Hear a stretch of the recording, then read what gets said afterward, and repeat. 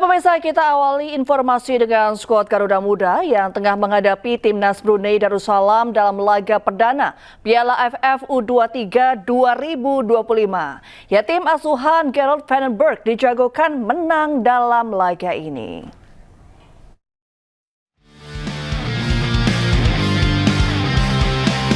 Timnas Indonesia U23 malam ini siap menghadapi Brunei Darussalam dalam match pertama ajang Piala AFF U23 2025 di Grup A. Pertandingan ini akan menjadi debut Gerald Vandenberg bersama Timnas U23. Skuad Garuda Muda dijagokan menang dalam laga ini. Dari rekor pertemuan, skuad Garuda mendominasi, Brunei selalu kalah dari Indonesia. Dari 4 pertandingan terakhir, Brunei selalu kalah diantaranya lewat skor 0-2 dan 1-2 yang diraih dari ajang kualifikasi Piala Asia U23 2016 dan kualifikasi Piala Asia U23 di tahun 2020 lalu. Lewat pertandingan pertama ini, Vandenberg meminta anak asuhnya untuk bermain maksimal dan menjalankan strategi. Meski tak mengetahui permainan Brunei, Vandenberg tetap mengarahkan pasukannya mewaspadai pergerakan lawan dan bisa memetik kemenangan perdana dari pertandingan ini. About Brunei, I don't know something about Brunei, but I think we have to think about ourselves, and hopefully we can play a good game. You know, we had to focus on the game, and we know that the Indonesian crowd is always really behind the team, and hopefully tomorrow it's the same. Dari 23 pemain yang dipilih, Vandenberg dipastikan telah meracik skuad terbaiknya, diantaranya memperkuat lini belakang dan lini serang yang imbang. Posisi penjaga gawang kemungkinan masih akan mengandalkan Cahya Supriyadi, sementara di barisan belakang akan memasang Kakang Rudianto, Muhammad Ferrari, Kade Karel, dan Doni Tri Pamungkas. Untuk lini sayap, Victor Detan dan Ryan Hanan akan dimainkan bersama, bertugas menyuplai serangan yang akan diisi Hoki Caraka dan Jens Reven. Dan pemirsa, untuk mengetahui situasi terkini pertandingan perdana di Grup A Piala AFF U23 2025 antara Timnas Indonesia U23 melawan Brunei Darussalam, kami telah terhubung dengan jurnalis iNews Kevin Pakan di Stadion Utama Gelora Bung Karno, Jakarta. Kevin, selamat malam dan bagaimana jalannya pertandingan saat ini?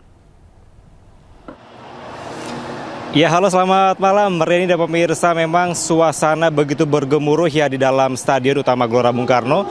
Karena saya berada di area ring road di luar stadion, maka saya hanya bisa mendengar suara gemuruh dari dalam. Namun nampaknya ini baru saja gol Reni 6-0, tapi saya tidak bisa memastikan. Namun yang berhasil saya catat terakhir adalah 5-0, yaitu dicetak oleh James Reven. Sebanyak 4 gol, yaitu di menit kedua, ke-9, ke-31, dan ke-33. Dan gol kelima dari Akhan Fikri di menit ke-20.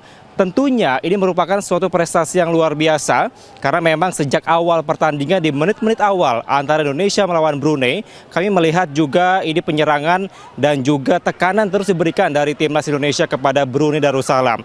Dan tentunya sampai dengan saat ini kami masih terus memantau dan menyaksikan bagaimana hasil akhir. Karena ini masih babak pertama, sudah hampir 6-0, namun kami melihat bahwa tidak menutup kemungkinan akan bertambah golnya, karena kami melihat terutama James Reven yang merupakan pemain naturalisasi dengan usia sangat muda, 19 tahun, ini begitu luar biasa, sangat semangat dan berhasil mencetak sejauh ini ada 4 gol yang saya catat terakhir.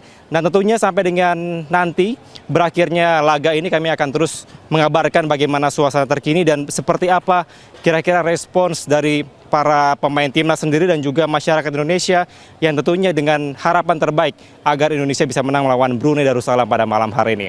Sementara itu Reni, kembali ke Anda.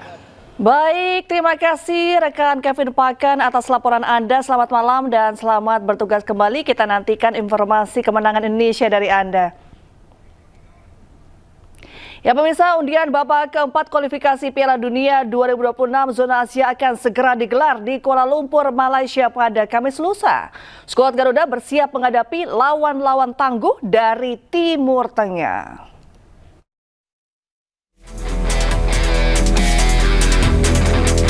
Timnas Indonesia dipastikan masuk ke pot 3 bersama Oman dalam undian babak keempat kualifikasi Piala Dunia 2026 zona Asia Kamis 17 Juli 2025. Skuad Garuda kini bersiap menghadapi kemungkinan besar bertemu dengan lawan-lawan tangguh dari pot 1 dan pot 2. Dengan sistem ini, maka Timnas Indonesia punya 4 calon lawan utama yang sudah dipastikan masuk ke pot berbeda. Ya, sementara pelatih timnas U17 Nova Arianto memanggil satu pemain keturunan baru, Xavier Mark, selama pemusatan latihan di Bali. Ya, Xavier menggantikan pemain keturunan lainnya, Floris De Pacter, yang cedera.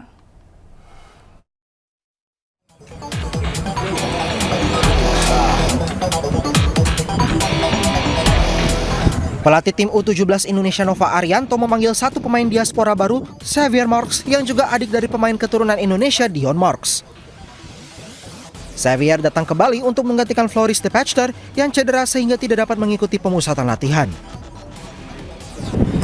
Yang pertama saya mendapatkan rekomendasi dari beberapa teman, termasuk dari Fardi yang ada di Belanda yang sering memberikan masukan-masukan dan apa salahnya kita coba, karena ada satu pemain Floris yang tidak bisa hadir di Indonesia karena sekali dia mengalami cedera, ada dislokasi di bahunya sehingga tidak bisa hadir, dan akhirnya Xavier kebetulan bisa menggantikan. Orang tua Xavier yakni Fritz Marks yang hadir di Stadion Gelora Samudra menyatakan sangat senang anaknya dapat mengikuti pemusatan latihan di Bali. Training sama timnas 17, saya senang, Xavier juga senang. Dia mau main untuk Indonesia timnas 17. Tapi mesti lihat dulu macam mana. Ya. Sekarang 3 hari di sini ikut sama timnas Indonesia. Atau kita vacation di Bali, terus jadi panggil sama Coach Nova untuk training di Bali sini.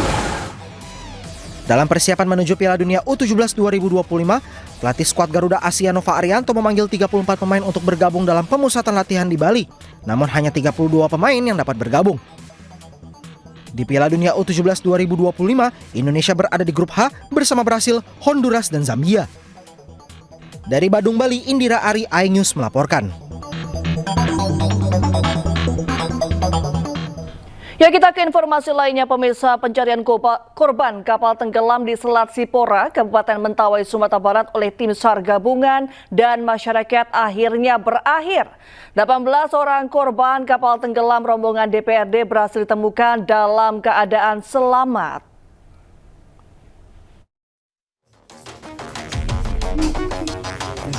Korban terakhir bernama Gontur, seorang PNS PUPR Mentawai, akhirnya berhasil ditemukan dalam kondisi selamat setelah diselamatkan oleh warga di Dusun Mapinang Utara, Mangaunggau. Korban selanjutnya dievakuasi oleh tim SAR menuju puskesmas di Paspuat karena korban mengalami dehidrasi dan kelelahan. Dengan ditemukannya korban terakhir, maka tim SAR sudah berhasil mengevakuasi seluruh korban, sebanyak 18 orang dalam keadaan selamat. Selanjutnya para korban dibawa ke dermaga Tua Pejat untuk diserahkan kepada pihak keluarga. Mana? Membawa ke rumah, Pak. Rumah warga, mengungsi di rumah, dan itu diselamatkan dikasih fasilitas makanannya, minumannya. Seluruh korban yang 18 orang berhasil kita evakuasi dengan baik dan selamat serta sehat, dan 17 kita evakuasi dari Sikakap ke Pelabuhan Tua Pejat Mentawai. Dari Kepulauan Mentawai, Sumatera Barat, Budi Sunandar, iNews melaporkan. Pemirsa, kematian diplomat muda Kementerian Luar Negeri Arya Daru Pangayunan masih menjadi misteri. Komisi 1 DPR RI mendorong pihak kepolisian segera mengusut tuntas kasus ini.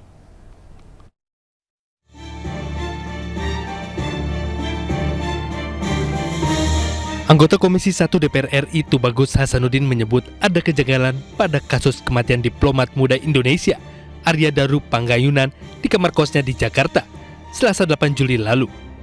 Terkait hal itu, dirinya mendorong pihak terkait segera usut tuntas kasus tersebut. Kalau kita lihat juga meninggalnya cukup mengkhawatirkan, ya, dan menimbulkan banyak pertanyaan, banyak dihubungkan dengan penyelesaian TPPO dan lain sebagainya. Kita sekarang serahkan saja kepada penyidik polisi. Mudah-mudahan dalam waktu dekat itu diketemukan siapa pelaku pembunuhnya, dan kemudian kita tahu motifnya apa. Kini polisi masih selidiki setiap detail barang bukti, termasuk jejak sidik jari pada lakban yang melilit bagian kepala korban. Polisi juga menunggu hasil penyelidikan patologis terhadap organ tubuh korban. Sementara itu, 5 orang saksi sudah diperiksa, termasuk penjaga kos dan istri korban. Usai olah TKP, polisi pastikan tidak ada dokumen dan barang berharga yang hilang. Tidak ada pula indikasi kekerasan pada tubuh korban. Meski demikian, menurut pakar mikroekspresi, Kirdi Putra, korban tidak mungkin bunuh diri, karena kondisi seorang yang bunuh diri tidak akan tertata rapi saat ditemukan.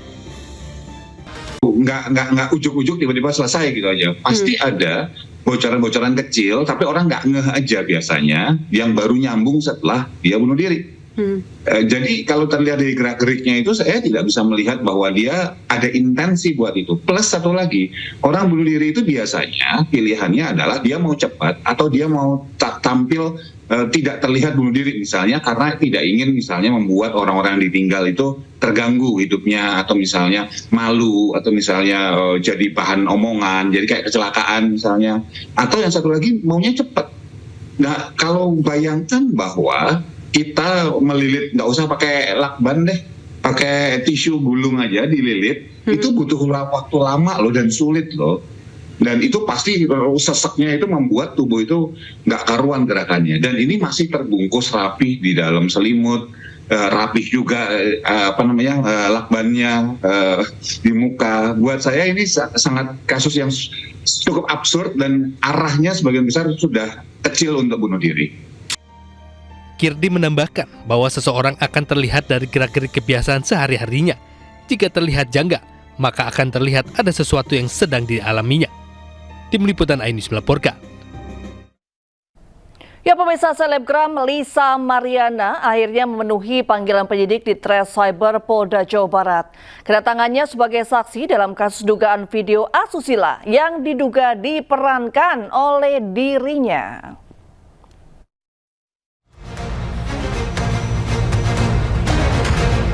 Lisa Mariana, selebgram yang sempat berseteru dengan Ridwan Kamil, mendatangi gedung Direktorat Reserse Cyber Polda Jawa Barat.